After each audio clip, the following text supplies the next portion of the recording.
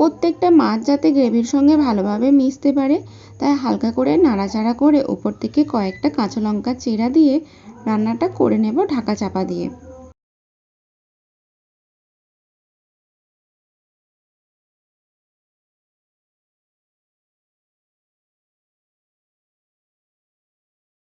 10 minute পরে ঢাকনা খুলে রান্নার অবস্থাটা একবার দেখে নেব।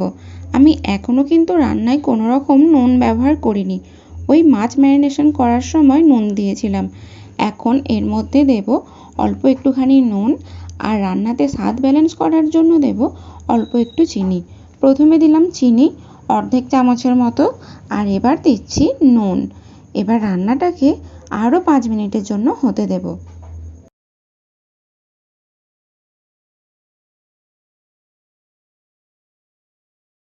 5 মিনিট পর গ্যাসের ফ্লেমটাকে অফ করে দিয়ে উপর থেকে বেশ